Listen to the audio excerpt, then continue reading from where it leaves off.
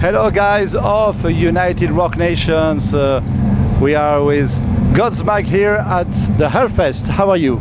I'm doing well. My name is Robbie. I'm the bass player for Godsmack. Absolutely. The last time you played in France was on 2003 with Metallica. How it took so long? Why it took so long to come back? Well, we basically toured that tour, and it was supposed to come back the next year. Our label was going through turmoil. There was all that kind of things, and at the end of the day, we didn't go.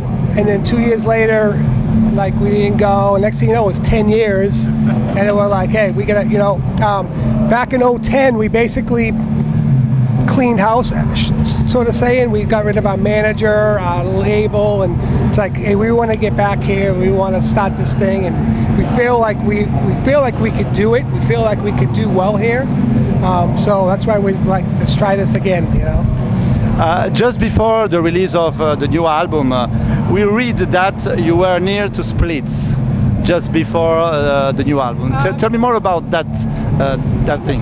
We were fighting more towards their Oracle record on 2010. That one was the tough one. This last record, we kind of, like probably a year and a half ago, two years ago, we started to bond again as a unit. We've been together for 20 years, so we had some ups and downs and all that kind of thing. And at the end of the day, we just knew that it's like, what are we gonna do? Quit? We can't. I mean, this is hard. It's easy but hard. Beats banging nails. It's like, let's get our shit together. And all the little things that we're complaining about, it's nothing. And so at the end of the day, we bonded, and we're stronger than ever. Which is, that's why we're here. It's good for us.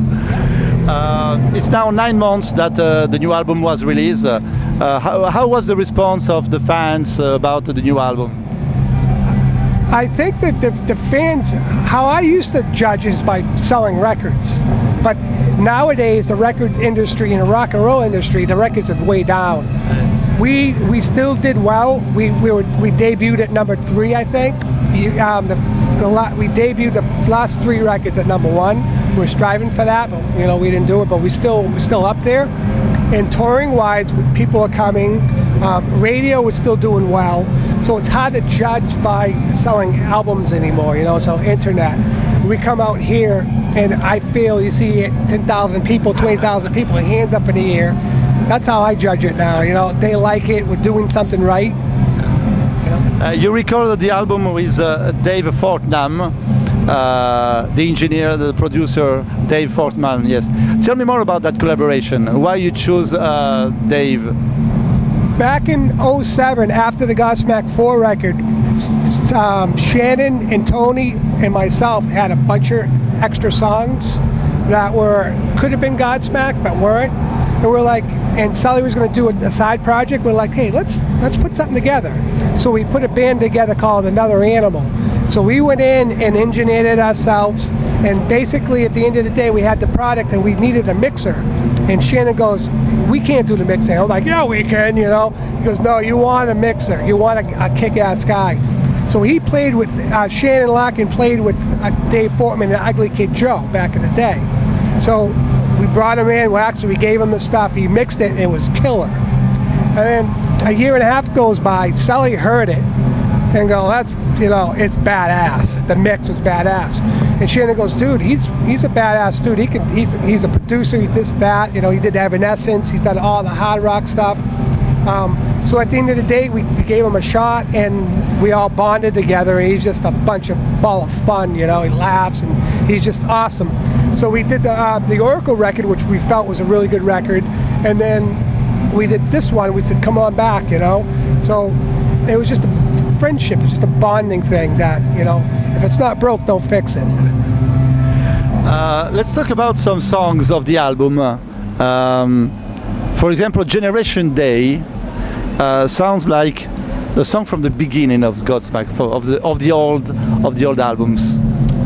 Musically, I'm not really sure. I know lyrically what he was thinking. Generation Day is basically, we're from the analog world, and now they get the digital world. That's why the beginning of that, you hear all that digital stuff. And so in Sully's riff, he had that riff, so maybe, yes, it's probably from the beginning because it's him, but his thought was, and he just started rolling, it's like, all right, analog, digital, and his lyrics came in that way.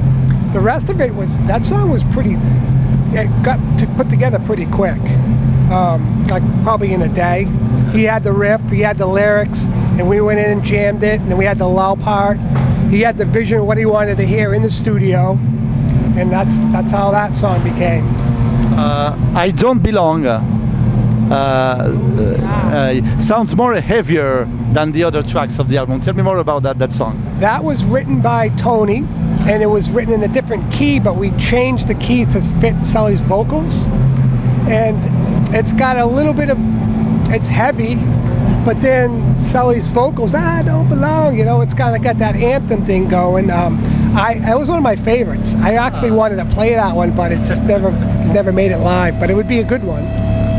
And the last song I chose is Turning to Stone. Yeah. It's more grunge. Is it? I think so, yes. Yeah. That riff was written by Tony Rambola, and to me it was like, if you ever hear the song Serenity, our songs back at Godsmack 4, it was just a guitar riff. We actually even tried to do it acoustically. And then we had two versions. One was acoustic, and one was what you heard. We don't even know when we write it. We're not saying it's grunge, it's this, it's that. We just write it, and if we think it's good enough to put it on the record, it goes on the record. That's how we do it.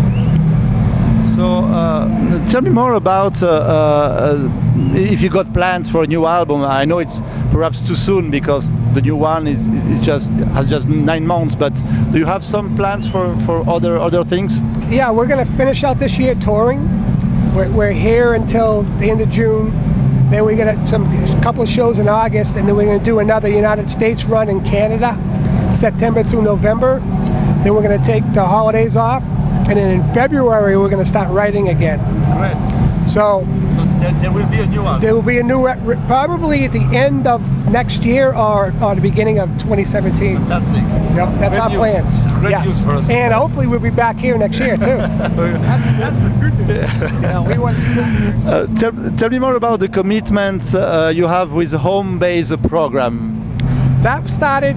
It's a Boston-based organization. It's basically from the Mass General Hospital and the Boston Red Sox on home base, and it's about our troops come back from postpartum,